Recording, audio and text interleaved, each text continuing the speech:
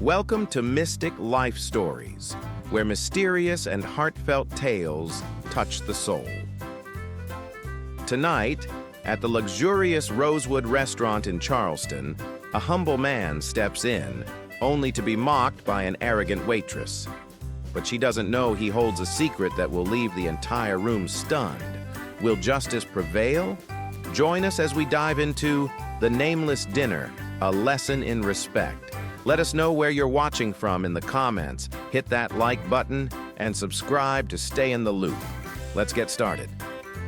The streets of Charleston, South Carolina, shimmer with the gentle glow of a southern summer evening, where history whispers through Spanish moss and gas-lit lanterns cast a warm light on cobblestone paths. At the heart of this historic city stands the Rosewood, a restaurant that is more than a place to dine. It's a temple of elegance. Its towering glass doors reflect the sparkle of opulent crystal chandeliers, and inside, the air hums with the soft notes of a grand piano. Pristine white linen tablecloths drape over polished mahogany tables, and the clink of wine glasses mingles with the hushed laughter of Charleston's elite. Men in tailored suits and women in flowing silk dresses move with the grace of those born into old money. The Rosewood is not just a restaurant. It's a stage where wealth and prestige take center stage. But on this bustling Saturday night, the Rosewood is about to become the backdrop for a different kind of drama. A story that will linger in everyone's minds long after the last dessert is cleared. It all begins with a man who doesn't fit the script of this place. Ethan Walker pushes through the glass doors, his presence like a quiet storm amidst the carefully curated calm of the restaurant. Standing over 6 feet tall with broad shoulders and a steady stride, he draws attention without trying. But it's not his stature that makes heads turn. It's his attire. A simple gray t-shirt hangs loosely on his frame, paired with faded sweatpants and worn sneakers that have seen better days. His dark skin glimmers under the chandelier light, and his eyes, sharp, calm, and with a hint of mischief, sweep the room with the confidence of someone who belongs, though no one else seems to think so. Ethan isn't here to impress. It's been a long week, and all he wants is a good meal and a moment to unwind. But as he approaches the hostess stand, he feels dozens of eyes on him, sizing him up before he can even speak. In a place like the Rosewood, appearance is currency, and Ethan's casual attire marks him as an outsider in a world of designer labels. Avery Clark stands behind the hostess stand, her black uniform impeccably pressed, her blonde hair pulled into a sleek bun without a single strand out of place. She's worked at the Rosewood for 3 years, long enough to believe she's the gatekeeper of its exclusivity. To Avery, this isn't just a job, it's her kingdom, and she wields her power with a smile that's both professional and condescending. Her blue eyes scan Ethan, and instantly, her lips curl into a smirk. Who does this guy think he is? She thinks, her gaze lingering on his scuffed sneakers before meeting his eyes. In her mind, the Rosewood is for Charleston's elite, not for someone who looks like he just walked out of a gym. "Good evening, sir," Avery says, her voice sweet but laced with mockery. "Are you sure you're in the right place? This is a fine dining establishment, you know." Her words carry just enough volume to draw attention, and a few nearby diners turn, intrigued by her sharp tone. A man in a navy suit raises an eyebrow, while a woman with a pearl necklace whispers to her companion. Ethan meets Avery's gaze, his expression unwavering. "I'd like a table, please," he says, his voice deep, polite, and carrying a warmth that catches her off guard. For a moment, Avery's smirk falters, but she quickly regains her composure, tilting her head as if he's just challenged her. "Let's see how long he lasts," she thinks, reaching for a menu with a theatrical flourish. "Follow me," she says, her tone icy, turning on her heel. Avery doesn't lead Ethan to the prime tables under the chandelier glow, where Charleston's elite hold court. Instead, she weaves through the dining room, past candlelit corners, and stops at the worst table in the restaurant, a cramped spot next to the kitchen door, where the clatter of pots and pans and the faint smell of garlic linger like an uninvited guest. She sets the menu down with a deliberate thud, loud enough to make nearby diners glance over. "This should suit you," she says, her smile as artificial as the flickering candlelight. "Enjoy." Ethan sits down, his movements slow and unruffled, as if her insult didn't touch him. He opens the menu, scanning the dishes with genuine interest, his fingers tracing descriptions of truffle-crusted steak and lobster thermidor. The room is now watching, the air thick with curiosity and unease. At a nearby table, Lisa Nguyen, a businesswoman with sharp eyes and a commanding presence, whispers to her friend. "What is she doing?" she says, her voice low but indignant. "She's trying to humiliate him for no reason." Across the room, Mr. and Mrs. Carter, an elderly couple with the composed air of Charleston's aristocracy, exchange a glance. "He's handling it well," Mr. Carter murmurs, sipping his red wine. "Most people would have walked out by now." Mrs. Carter nods, her eyes narrowing as she watches Avery saunter back to the hostess stand. "She's playing a dangerous game," she says softly. Avery isn't done. When Ethan signals to order, she strolls over leisurely, her heels clicking deliberately, as if she has more important things to do. "So, what'll it be?" she asks, her pen hovering over her notepad, her tone implying she's certain he'll pick something cheap. "I'll have the truffle-crusted steak," Ethan says, his voice calm but firm. "Medium rare, please." Avery's pen freezes. Her eyes widen for a split second before she masks it, her lips curling into a mocking smile. "Oh, really?" she says, her voice dripping with sarcasm. "That's a $400 dish, you know. A gourmet choice." She leans in slightly, her voice low but sharp. "Hope you can handle it. It's not exactly fast food." Her jab lands clearly, drawing chuckles from a few diners, though others shift uncomfortably in their seats. Ethan doesn't flinch. He looks straight at her, his eyes glinting with something like amusement. "I'll take my chances," he says, his voice so steady it seems to drain the venom from her words. He hands back the menu, his movements leisurely, almost graceful, then leans back in his chair. Avery blinks, thrown off by his composure. She'd expected him to falter, change his order, or even leave. But this quiet confidence is infuriating. She spins on her heel, tossing a mocking glance at a coworker as she passes the service counter. "He ordered the most expensive dish," she mutters, loud enough for Jordan, a young intern, to hear. "Thinks that makes him fancy. Wait till he sees the bill, he'll bolt." Jordan, a lanky kid with a habit of pushing up his glasses, says nothing.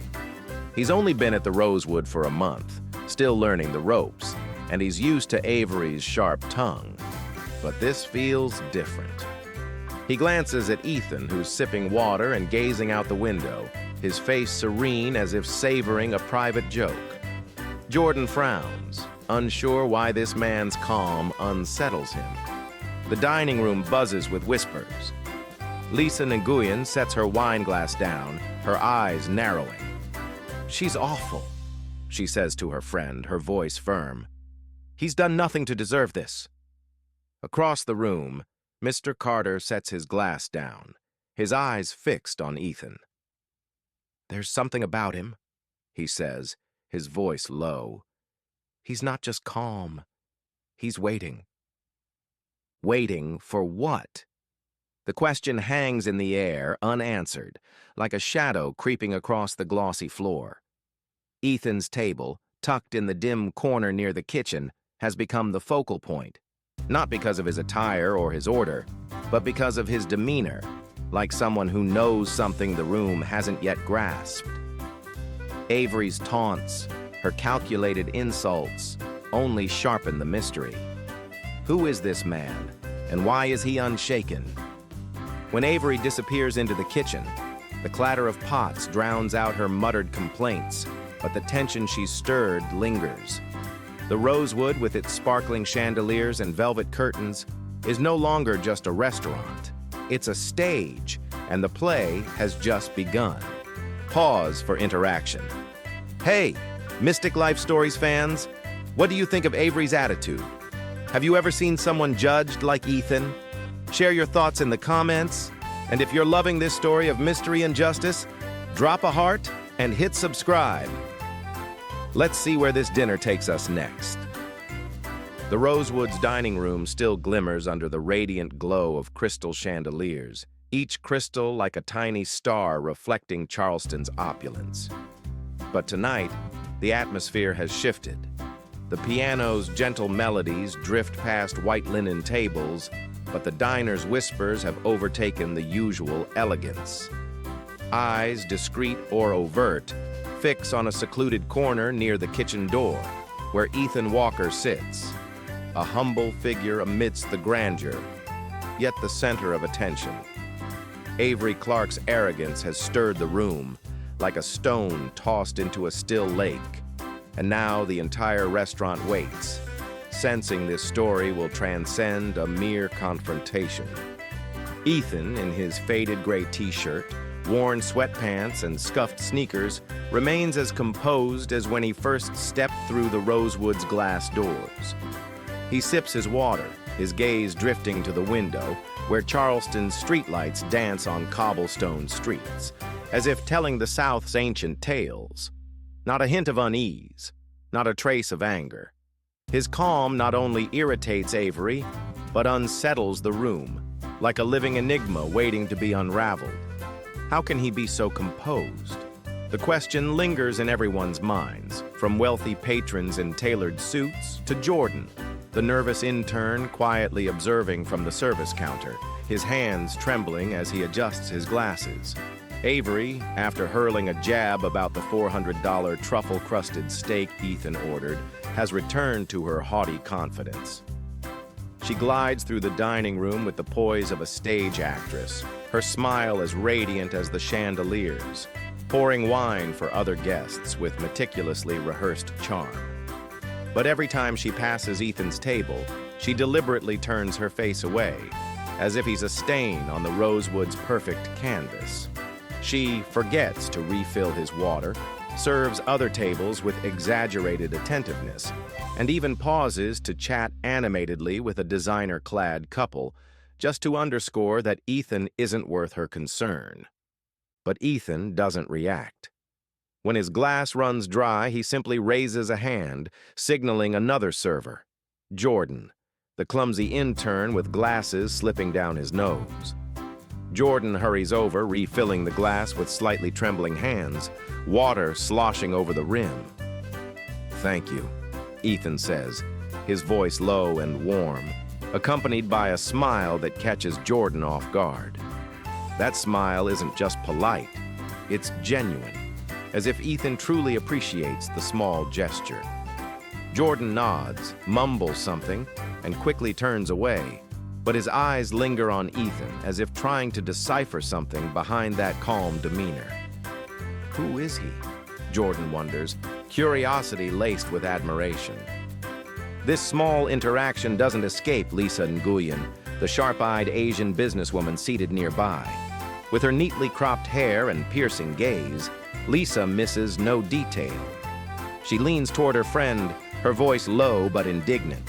"She's outrageous," she says, glancing at Avery, who's giggling with a wealthy patron, holding a wine bottle as if performing. "He ordered the most expensive dish, behaves politely, and she still treats him like he doesn't exist. If I were the manager, she'd be fired." Her friend, a reserved man in a gray suit, nods, his eyes fixed on Ethan. But he's not bothered. It's like he knows something we don't. Do you see it? He's not just calm, he's in control. At the central table, Mr. and Mrs. Carter, an elderly couple with the composed air of Charleston's aristocracy, continue watching with growing curiosity. Mr. Carter, with silver hair and the sharp eyes of a retired lawyer, sips his red wine, his voice low. This man isn't just patient, he says to his wife, setting his glass down with a soft ting. He has a purpose. That girl is digging her own grave and doesn't even realize it. Mrs. Carter, her pearl necklace glinting under the light, nods, her eyes narrowing as she watches Avery strut confidently through the room. I've seen plenty lose their composure in situations like this, she says softly. But him? He's like a rock in a river. Something bigger is at play, I'm certain. Meanwhile, Jordan, behind the service counter, feels uneasy. He's used to Avery criticizing customers. She always has a way of making people feel small if they don't meet her standards. But this time, her cruelty grates on him. He glances at Ethan, quietly reviewing the menu again, his expression serene as if reading an intriguing book. Why isn't he angry? Jordan wonders, pushing up his glasses. Why doesn't he leave? He glances at Avery, near the kitchen, whispering to a co-worker and laughing loudly, clearly about Ethan. Jordan shakes his head, feeling like he's witnessing a disaster in the making. He doesn't know why, but his gut tells him Avery is playing with fire, and she'll soon get burned. Avery, still caught up in her power game, decides to push things further. When Ethan's truffle-crusted steak comes out of the kitchen, she deliberately hands it to Jordan, telling him to serve the special guests table. She says it with a mocking smile, loud enough for nearby diners to hear. Careful, don't drop that $400 dish, Jordan. Not everyone can handle it. Jordan, not wanting to upset Avery, carries the steaming plate to Ethan's table, setting it down with a clumsy clank, his face flushing with embarrassment. Here's your dish, he mumbles, avoiding eye contact. Ethan looks at the exquisite plate, the steak glistening with black truffle crust, draped in red wine sauce, its aroma intoxicating. Then looks up, smiling at Jordan. Looks delicious. Thank you, he says, his voice so genuine that Jordan can only nod before hurrying away. Ethan's smile isn't just polite. It's a reminder that despite Avery's hostility, he chooses to treat everyone with kindness. This small act makes Jordan pause for a second, a strange respect stirring within him. Avery, watching from a distance, frowns. Ethan's kindness to Jordan irritates her, as if he's deliberately making her look worse. She strides to another table, where a middle-aged couple in designer clothes is dining and launches into a loud conversation. At the Rosewood, we serve those who truly appreciate fine dining, she says, glancing at Ethan, her voice loud enough for nearby tables to hear. Not everyone belongs here, right? She laughs, a sharp, cutting laugh, and a few diners chuckle, though not everyone finds it amusing. Her words make Lisa Nguyen set her wine glass down, her eyes blazing with indignation. Who does she think she is? She whispers to her friend, her hand tightening around the glass stem. It's like she owns this place. He just wants to eat, and she's turning it into a circus. Her friend nods, his voice low. But he's not letting her get to him. That's what intrigues me. Who is he? Do you see it? He's not just sitting there. He's waiting. Mr. Carter, overhearing Avery's remark, raises an eyebrow. That girl doesn't know who she's messing with, he mutters to his wife. I'd bet this man has a story worth hearing. That calm isn't random. Mrs. Carter nods, her eyes fixed on Ethan, who's now slowly cutting his steak, savoring each bite as if no one is watching. He's in control, she says, not with words, but with how he chooses to exist. I've lived long enough to know only the truly strong can do that. Ethan, meanwhile, remains a living enigma.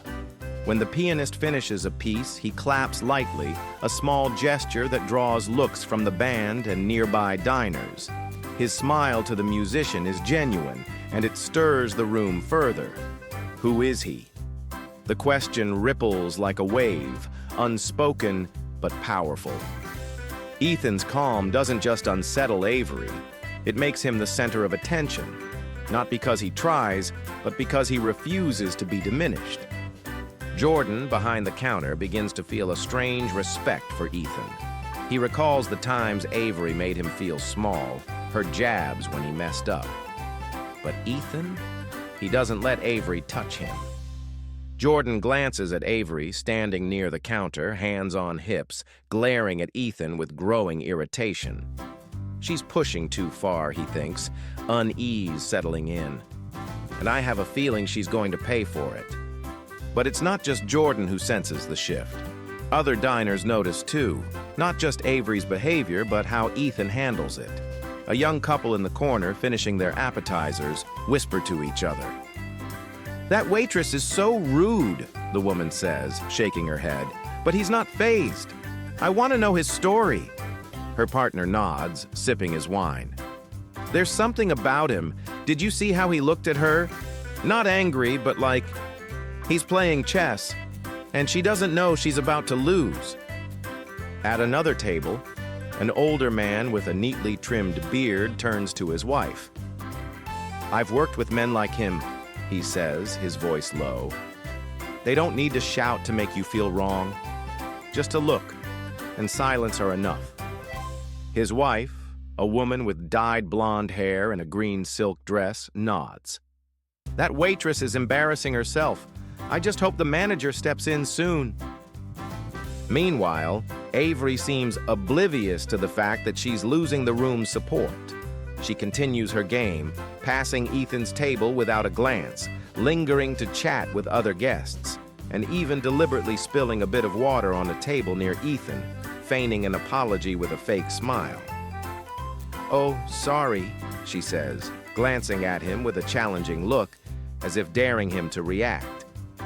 But Ethan merely wipes a few drops from his sleeve, smiles faintly, and continues eating, as if her clumsiness is a trivial joke. This pushes Lisa Nguyen to her limit. She turns to her friend, her voice trembling with anger. She did that on purpose. She thinks he'll snap and leave, but he's not giving her an excuse.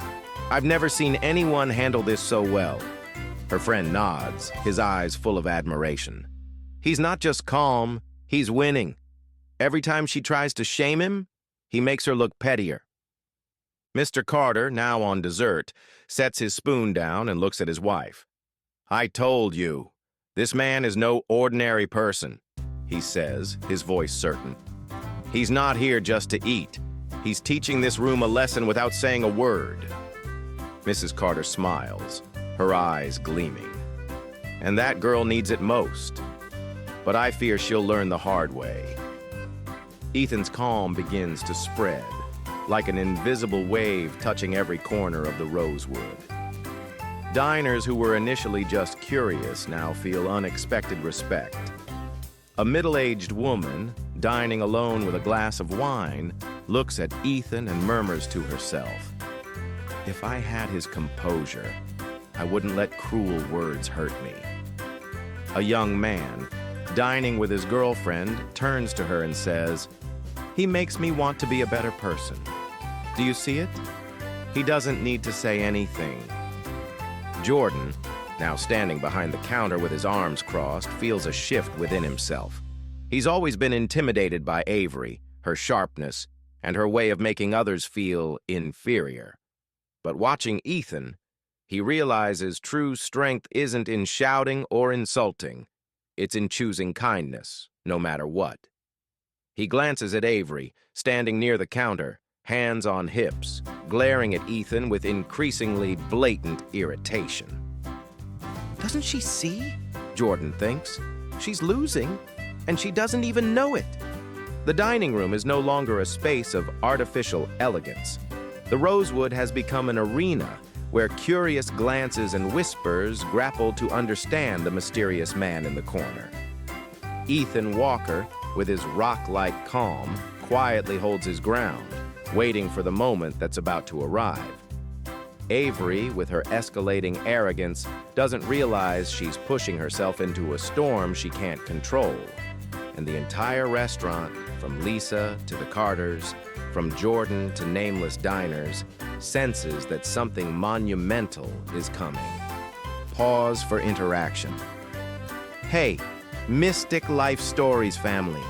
Does Ethan's calm intrigue you? What do you think he's waiting for? Share your thoughts in the comments, and if you're hooked on this mysterious tale, hit like, share, and subscribe to catch the next part.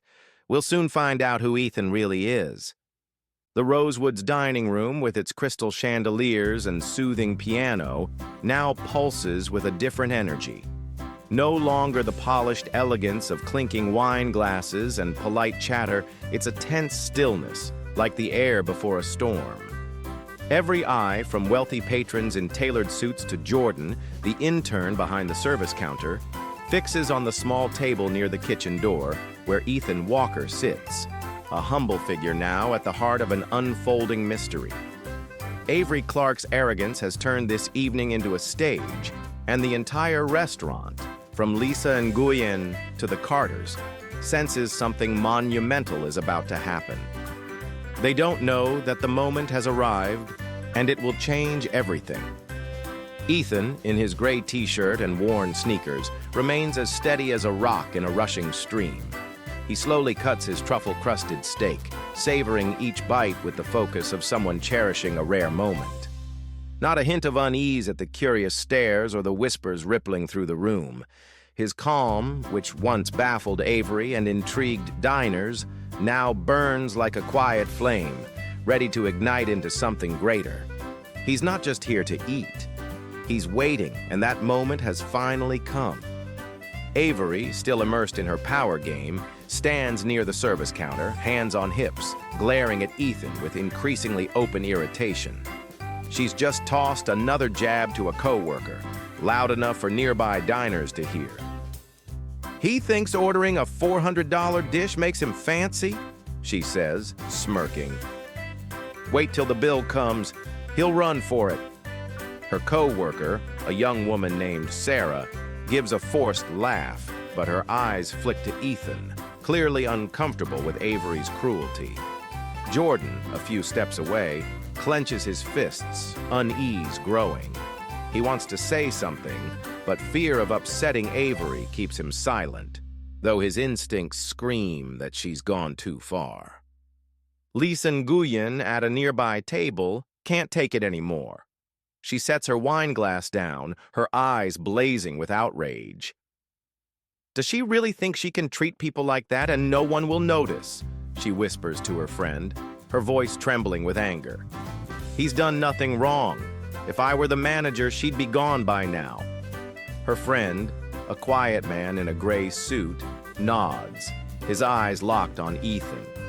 But he's not letting her get to him. That's what intrigues me. He knows something.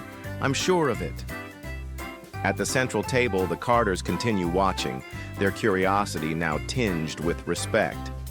Mr. Carter, with his silver hair and sharp eyes, sips his wine, his voice low.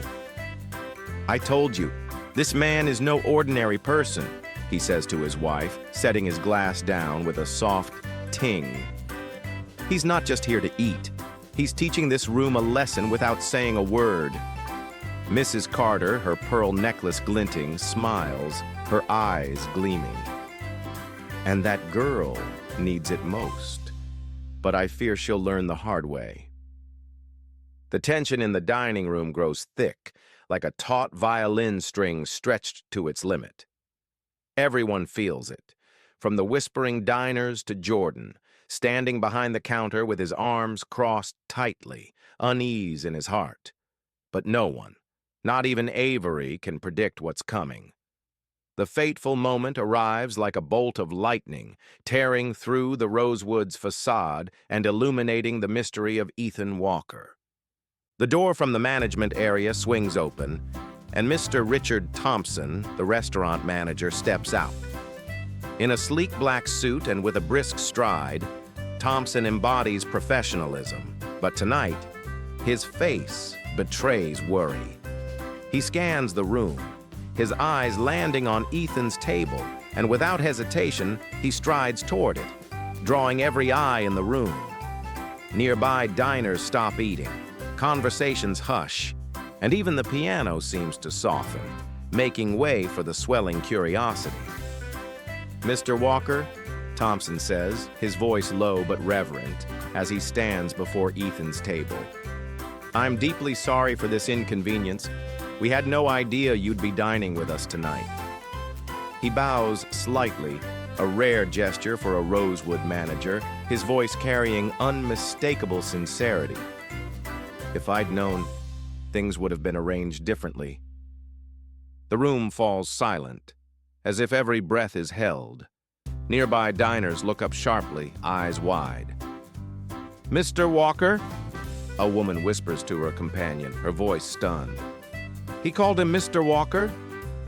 At Lisa's table, she sits up straighter, her eyes sparkling with curiosity. "I knew it," she whispers to her friend. "He's no ordinary man." The Carters exchange a glance, a satisfied smile on Mr. Carter's lips, as if to say, "I told you so." Avery near the service counter freezes. The tray in her hands trembles, and her face pales as if she's seen a ghost. "Mr. Walker?" she thinks, her mind reeling. The manager's apologizing to him? She glances at Ethan, hoping it's a mistake, but Thompson's earnest look and Ethan's calm demeanor confirm there's no error. She's made a terrible mistake, and now the entire room is witnessing the consequences. But the moment isn't the climax. As Thompson speaks, another figure rises from a dim corner of the dining room, a man in a gray blazer, with salt and pepper hair and piercing eyes. It's James Harper, a renowned food critic and freelance writer for the Charleston Chronicle. Harper raises his wine glass, his voice ringing across the room like a lead actor stepping onto the stage. "Ladies and gentlemen," he calls, his tone a mix of admiration and excitement. "Do you know who this man is?" The entire restaurant turns to him, head swiveling, whispers spreading like waves. Avery feels her heart pound, as if it might leap from her chest. Ethan, still seated, sets down his utensils, his eyes flicking to Harper with a faint smile, as if he knew this was coming. "This is Ethan Walker," Harper continues, his voice echoing through the hushed room. "Not just a guest, but the co-founder of the investment group behind the Rosewood and dozens of other fine dining establishments across America. He's the one who made this place the icon of luxury we see today." A collective gasp sweeps through the room, as if the air has been sucked out. Diners turn to each other, whispering excitedly. "That's Ethan Walker? The founder? My God, he's worth millions." Lisa Nguyen laughs, her eyes gleaming. "I told you," she says to her friend, her voice thrilled. "That waitress just shot herself in the foot." Mr. Carter sets his glass down, a satisfied smile spreading. "Magnificent," he murmurs. "Magnificent." Avery, now like a statue, feels her legs tremble. The tray in her hands crashes to the floor, the metallic clatter ringing like a death knell for her arrogance. She looks at Ethan, still sitting there, calm as if the world hasn't just turned upside down. Her face flushes, not with shame, but with panic. "What have I done?" she thinks, her mind blank. Every eye in the room, once her allies, now turns to her, carrying silent judgment. But Ethan doesn't rush to seize the moment. He slowly wipes his mouth with a napkin, sets it down, and looks up at Thompson. "No need to apologize, Richard," he says, his voice low but clear, carrying across the room. "I just came to eat, like anyone else." He pauses, his eyes sliding to Avery, not angry but piercing, as if seeing through her soul. "But it seems Not everyone thought I deserved to be treated that way. His words cut like a knife, not sharp, but deep enough to make Avery shudder. She wants to speak, to justify herself, but her throat feels choked. Every insult, every arrogant gesture she threw at Ethan now haunts her like ghosts in a nightmare. She glances around, seeing the judging looks from Lisa, the Carters, and the diners who once laughed at her jabs. Now, they're not laughing. They're watching her, and their gazes make her want to disappear. Lisa Nguyen, unable to hold back, turns to her friend. "She deserves this," she whispers, her voice full of satisfaction. She thought she could humiliate someone without consequences. He's the owner of this place, and she dared. Her friend nods, his eyes gleaming. "I just want to see what she does next. She can't escape this." Mr. Carter, now on dessert, sets his spoon down and looks at his wife. "I told you," he says, his voice certain. "This man isn't just strong, he's smart. He let that girl expose her true self without saying a word." Mrs. Carter smiles, her eyes bright. "She embarrassed herself in front of the whole restaurant, but I think he's not done yet." Jordan, behind the counter, feels his heart race. He knew Ethan wasn't ordinary, but this is beyond anything he imagined. He glances at Avery, now looking like a trapped animal, her face pale and eyes panicked. He feels a twinge of pity, but deep down, he knows she brought this on herself. He looks at Ethan, still sitting there, calm as a king on an invisible throne, and a wave of admiration washes over him. He didn't have to do anything, Jordan thinks. He just had to be himself. But Ethan doesn't let the moment linger in the crowd's excitement. He stands, tall and commanding, and the room seems to shrink before his presence. He looks at Thompson, his voice still low but carrying the weight of a command. "Richard," he says, "I'd like to speak with the entire staff after tonight's shift. Not to reprimand, but to share something important." Thompson nods immediately, his eyes full of respect. "Of course, Mr. Walker. I'll arrange it right away." He turns to Avery, his gaze sharp as a blade. "Miss Clark, you'll stay after the shift. We need to talk."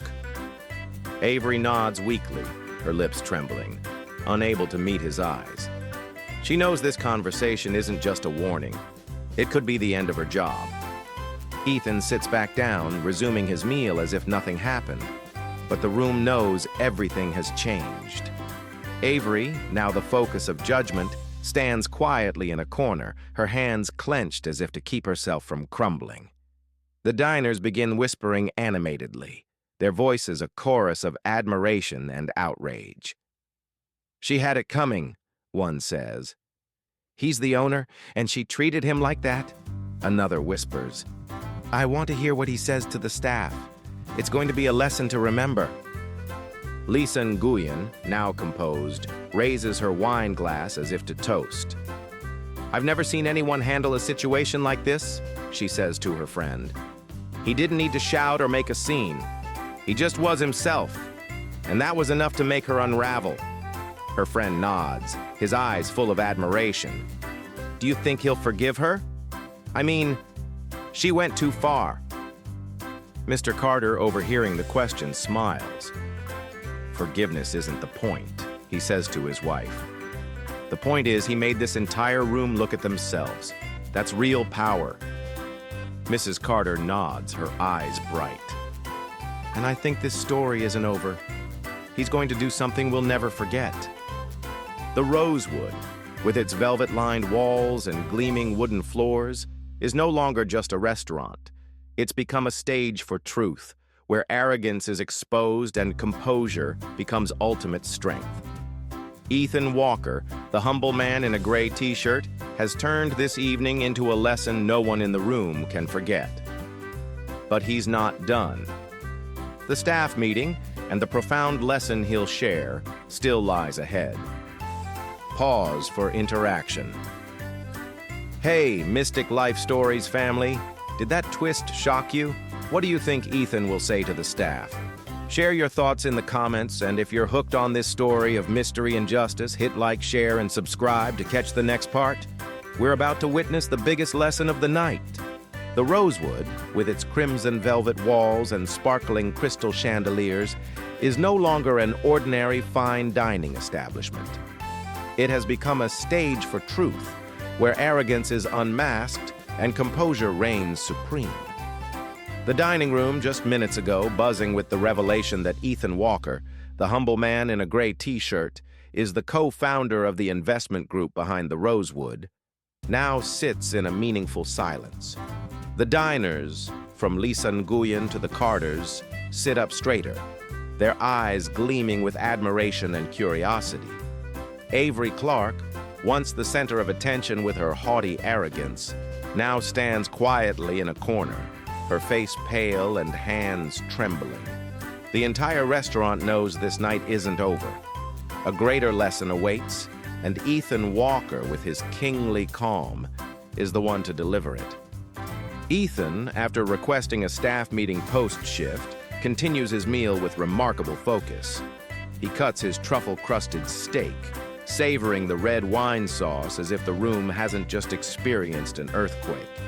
But his eyes, sharp and warm, sweep the dining room, touching each face, from Lisa, smiling with admiration, to the Carters, nodding with respect, and finally to Avery, who looks like she wants to vanish. He says nothing more, but his presence alone makes the room feel that something profound is coming. Avery, now the target of judgment, huddles near the service counter, her hands clenched as if to keep herself from falling apart. She feels the eyes of the diners, once her allies when she mocked Ethan, now watching her with disappointment and disdain. She wants to run to explain herself, but her throat feels choked. Every insult, every arrogant gesture she threw at Ethan now haunts her like ghosts in a nightmare. She glances at Thompson, the manager, hoping he'll intervene. But his stern look tells her there's no escape. Before the shift ends, Thompson calls Avery into the small office behind the kitchen. The wooden door closes behind them, but his voice, though low, cuts like a knife. "Miss Clark," he begins, his tone heavy with disappointment. "Your behavior tonight was unacceptable. The Rosewood is built on respect and professionalism, and you violated both. Your actions not only disgraced the restaurant, but insulted a man to whom we owe so much, Mr. Ethan Walker." Avery feels her heart tighten. She opens her mouth, but her voice trembles, managing only stammered words. "Sir, I didn't know who he was. If I'd known—" Thompson cuts her off, his gaze unyielding. "That's not the point, Avery. You don't need to know who someone is to treat them with kindness. You judged him by his appearance, and now you face the consequences. I'm considering terminating you." His words hit like a punch to the chest. Avery's eyes sting, and her voice breaks as she pleads. "Please, sir, I need this job. I'm trying to pay for college. I was wrong, but please give me a chance. I'll do better, I swear." Tears spill. Not from shame, but from fear of losing everything she's worked for. She bows her head, her shoulders shaking, unaware that Ethan, passing through the hallway to prepare for the staff meeting, overhears the entire exchange. The dining room empties as diners leave, their whispers about the unforgettable night lingering. Lisa Nguyen, before departing, turns to her friend, her voice excited.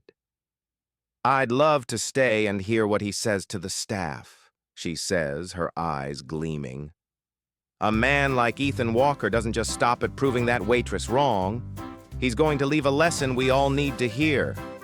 Her friend nods, his gaze lingering on Ethan's now empty table. "I bet that waitress will never forget tonight, and I hope she learns something." The Carters, rising to leave, pause to glance at the corner where Ethan sat. "This evening was unforgettable," Mrs. Carter says, her voice soft but emotional. Mr. Carter nods, his eyes on the street where Ethan walked. Unforgettable not just for the story, he says, but because it reminds us anyone can make a difference by living their values. They step out, their figures blending into Charleston's golden light, carrying Ethan's lesson in their hearts. As the Rosewood's doors close behind the last guests, the restaurant falls into a rare silence. The staff, from seasoned servers to interns like Jordan, gather in the main dining room, forming a circle around Ethan, who stands in the center with a presence both commanding and approachable. The chandelier light reflects off his face, highlighting the seriousness and sincerity in his eyes. Thompson stands beside him, his gaze full of respect but tinged with worry, as if he knows this talk will change how the team views their work. Ethan looks around the circle, his eyes meeting each person's. Sarah, the co-worker who laughed with Avery, Jordan, the intern nervously adjusting his glasses, and finally, Avery, standing at the edge, head bowed, eyes red. He doesn't rush, letting the silence stretch, letting everyone feel the weight of the moment. Then he speaks, his voice low and clear, resonating through the room. Everyone makes mistakes, he begins, his tone both gentle and powerful. But what matters isn't the mistake, it's how we fix it. Mistakes don't define us. How we rise from them does. He pauses, his eyes sweeping the staff, and a few nod, as if realizing his words are for all of them, not just Avery. Ethan continues, his voice carrying a sincerity that commands the room's attention. The Rosewood isn't just a place to eat. It's a space where people should feel valued, no matter who they are, what they wear, or where they come from. Our job is to ensure everyone who walks through that door feels welcome. That's not just a job, it's a responsibility. Avery, in the corner, feels his words like needles in her heart. She lowers her head further, tears silently falling to the floor. She wants to speak, to apologize, but shame silences her. Ethan, as if sensing her struggle, looks directly at her, his gaze not angry but carrying a gentle trust. Avery, he says, his voice soft but firm enough to make the room turn to her. Avery looks up, her eyes red and face trembling. She wants to run, but Ethan's gaze holds her, like an invisible tether. Today was a tough day, he says, his tone gentle but serious. Not just for you, but for all of us. But I want to hear from you. What do you think we should do to ensure this doesn't happen again? The room is silent, only the faint sound of breathing audible. Avery takes a deep breath, feeling the weight of every eye on her. Her voice trembles, almost a whisper. I'm sorry, Mr. Walker, she says, tears spilling. I was wrong. I let my biases blind me and I failed at this job. I'm truly sorry. She pauses, taking another breath, her voice growing clearer.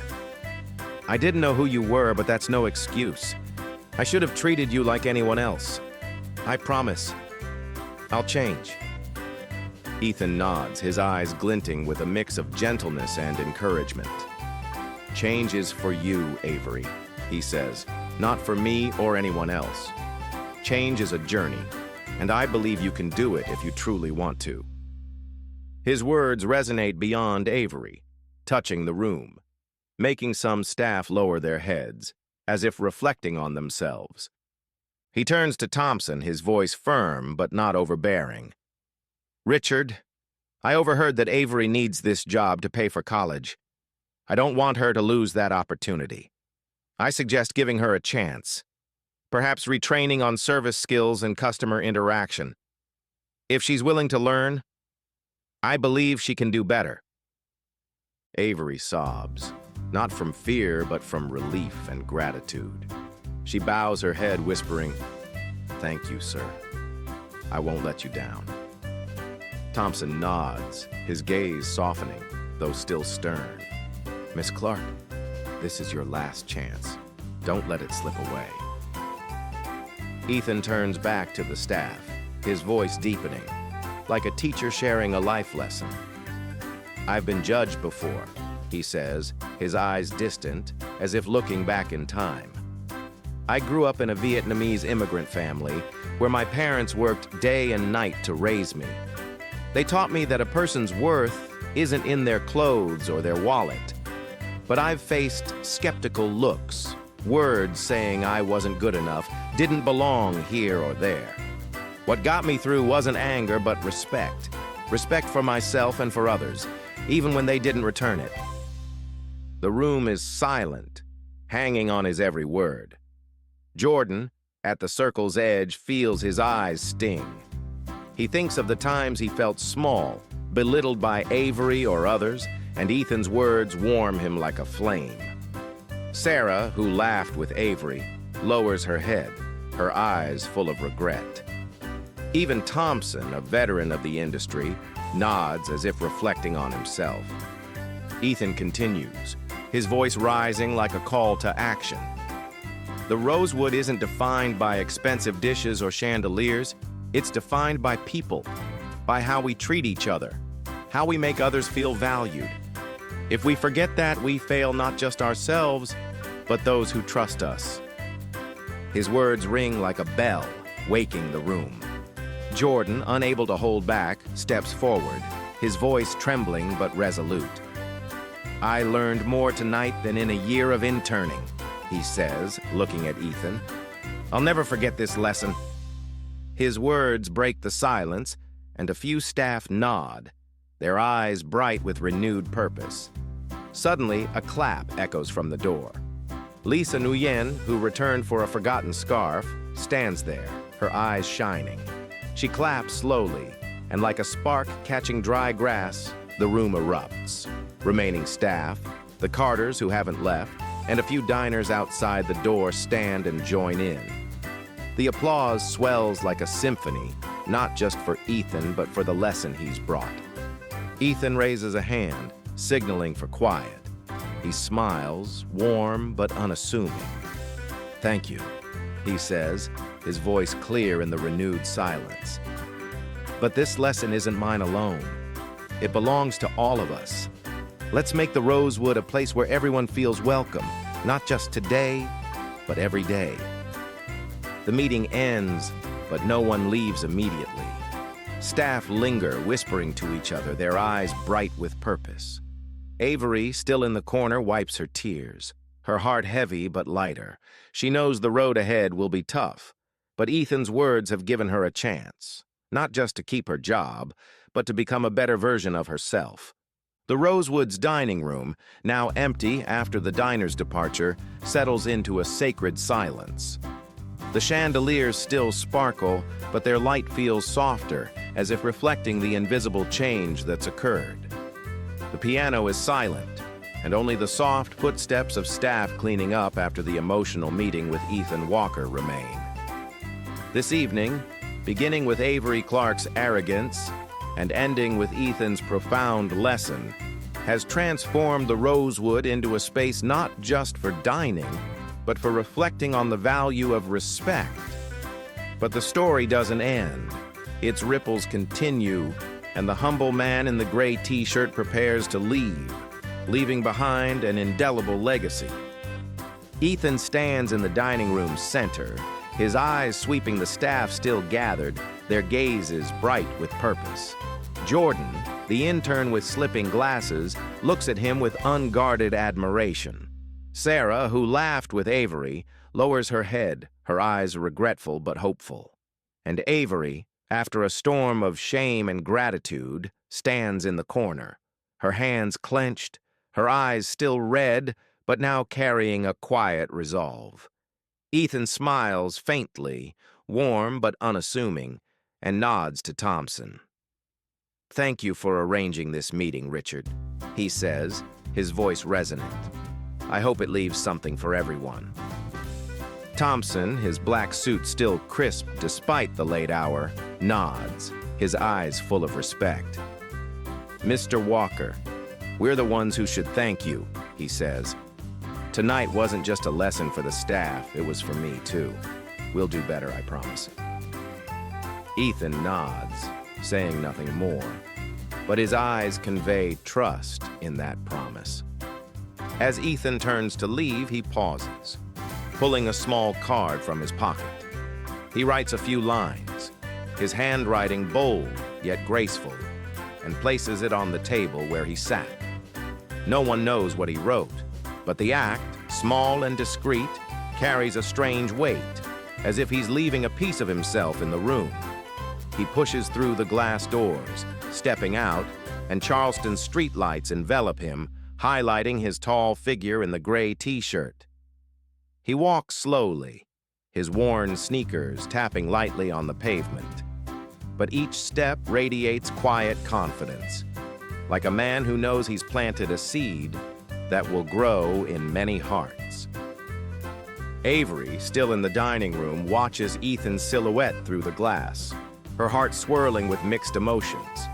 Shame lingers like an unhealed scar, but beneath it is a new spark, a resolve to be better, not just for her job, but for herself. She steps to Ethan's table, curious about the card he left. His handwriting is clear, strong. Respect isn't a luxury. It's a choice we make every day. Avery reads it over and over, tears silently falling. She knows the journey ahead won't be easy, but Ethan's words have given her a chance, and she vows not to let it slip away. In the corner, Jordan approaches Avery, daring to meet her eyes for the first time. "You'll do it," he says, his voice trembling but sincere. "If you really want to change, I believe you can." Avery looks up, surprised by his kindness. She smiles weakly, nodding. "Thank you, Jordan," she whispers. "You don't know what that means." Jordan pushes up his glasses, smiling, and for the first time, they feel a wordless connection, as if Ethan's lesson has brought them closer. Meanwhile, Lisa Nguyen, standing outside the Rosewood after retrieving her forgotten scarf, watches Ethan's figure fade under the streetlights. She doesn't leave immediately. Instead, she pulls out her phone, jotting down an idea, her eyes gleaming. Lisa, a leadership workshop organizer, sees tonight not just as a story, but a living lesson in dignity, compassion, and the power of composure. She resolves to find a way to meet Ethan, to invite him to share this story at her next workshop. "A man like him could inspire thousands," she murmurs, smiling as she steps into her waiting car. The Carters, the last to leave, hold hands as they step onto the street. "Tonight was unforgettable, wasn't it?" Mrs. Carter says, her voice soft but emotional. Mr. Carter nods, his eyes on the street where Ethan walked. "Unforgettable not just for the story," he says, "but because it reminds us anyone can make a difference by living their values." They walk on, their figures blending into Charleston's golden light, carrying Ethan's lesson in their hearts. The next morning, the Rosewood opens as usual, but something is different. The staff, from Jordan to Sarah, work with a newfound dedication, as if Ethan's words still echo in their minds.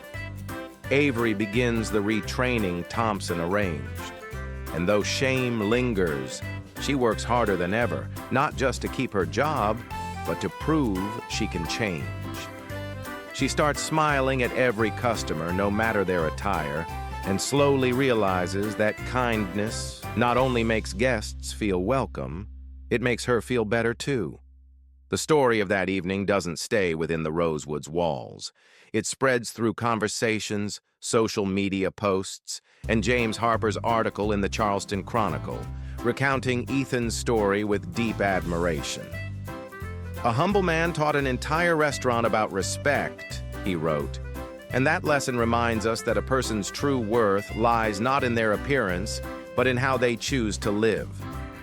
The article goes viral, and Ethan Walker's name becomes a symbol of compassion and dignity in Charleston.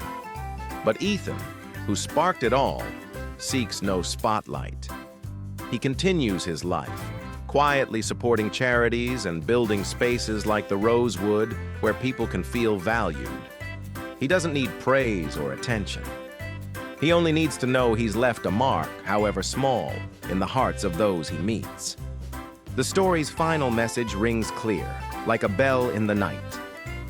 When we choose to see others with respect, no one has to fight to prove they're worthy.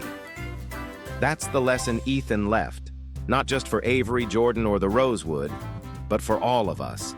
A reminder that kindness and dignity are the most powerful choices we can make every day. And that's the story of The Nameless Dinner, a lesson in respect, where a humble man turned an ordinary evening into a profound lesson in dignity, compassion, and the power of kindness. Ethan Walker not only made an entire restaurant reflect on itself, but reminded us that respect isn't a luxury. It's a choice we make every day. Mystic Life Stories family, did this story touch your heart? Have you ever witnessed or experienced a moment where respect changed everything? Share your stories in the comments. We'd love to hear them. If you loved this journey of mystery, justice, and emotion, hit like, share this video with those who need its message, and don't forget to subscribe and ring the bell to join us for more meaningful stories. Thank you for being here, and see you in the next video.